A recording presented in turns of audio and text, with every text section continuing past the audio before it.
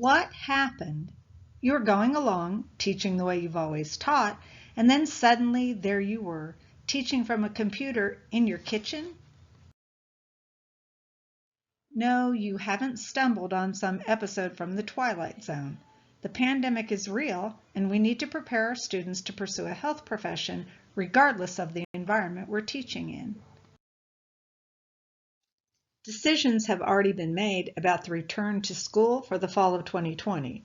We're not exactly sure what that's going to look like, but we're pretty sure you'll need to be prepared for some combination of in-person and virtual learning.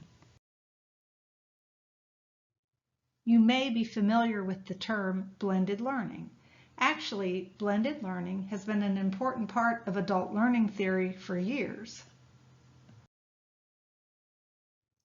Corporations and hospitals use blended learning to save money.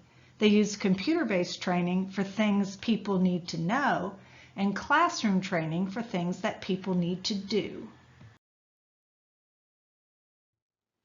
In today's reality, we're going to need to blend e-learning and technology with traditional classroom instruction in a way that is innovative and engaging, that focuses on essential content outcomes, but that also helps our students learn the employability skills that they're going to need to successfully practice in the health professions. And as it turns out, you've already had some practice using blended learning. We think that HOSA is a good example of blended learning. Imagine that Isabella is a sophomore in your class who wants to compete in the epidemiology event. The goal is to guide Isabella toward learning as much as possible about epidemiology and the content points outlined in the event guidelines. What would you do to support Isabella's success? You'd start by showing Isabella the guidelines and helping her understand the things that she needs to do on her own, like look up websites and use the computer and technology to help her learn. Show her what you're going to be teaching in class about public health careers that might help her in the event, and even set up a shadowing opportunity with a local health department so that she can learn from area professionals.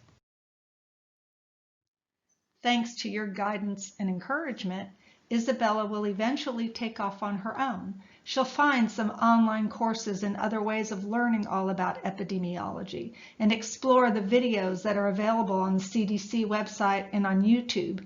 You'll even be surprised to know that she found an online game on the CDC website about outbreaks. She can play that game on her phone. Isabella succeeded and has her sights set on a career as an epidemiologist. So did you actually teach her epidemiology? Maybe you did something even more powerful. You taught her how to learn, and you practiced blended learning to do it. Will that approach work for everyone? Probably not. Not every student is an Isabella. And we're not suggesting you manage your classroom the way you manage your HOSA chapter. What we are suggesting is that we should use the motivational strategies, technology tools, and instructional activities the way we do in HOSA as part of a blended learning approach to teaching. A part of it is the technology. Some of you have already used technology to supplement learning. Don't fear the technology. It's all about the balance. Use the technology wisely and your students will love it. Use it poorly and you may feel like you're drowning. Actually, there are some real advantages to using technology. If you understand how technology can enhance learning, you'll have a better idea of how to use it.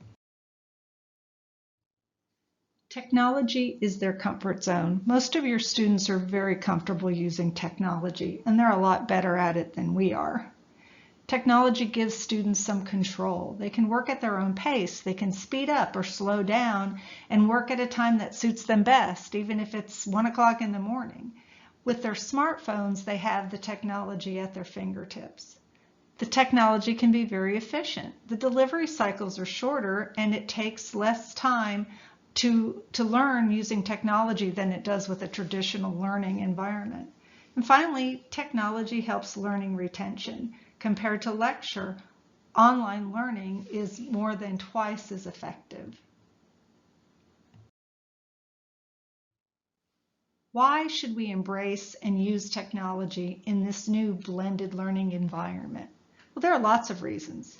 Partly because we may not have a choice, and partly because we know it can help our students do better in our classrooms. But most importantly, because we're preparing our students for the important work that lies ahead. The more they learn now in our classroom, the easier their post-secondary education experience will be. And if we can teach them to be responsible, lifelong learners, that's even better. In summary, blended learning is not new. You've already been doing it in HOSA and in your clinical partnerships. The new is figuring out how to make it work in your classroom. Technology can support the achievement of classroom learning objectives. We think that if you focus on the goal of preparing your students to succeed in a health profession, you'll be able to use a variety of resources to achieve your goals. Thank you. Check back on this YouTube channel for more tools for health science teachers. And if you want to purchase materials to support your instructional efforts, have we got a deal for you? We want to do our part in supporting the wonderful things you're doing in health science education, and so we're making you this special offer. If you purchase a copy of Learning Games Leadership on Amazon.com in the month of August, we will send you that book plus a free flash drive with Brain Games and Puzzles, Health Science, and Brain Games and Puzzles, Anatomy and Physiology. If you have any questions, contact us by email at kims@cfl.rr.com.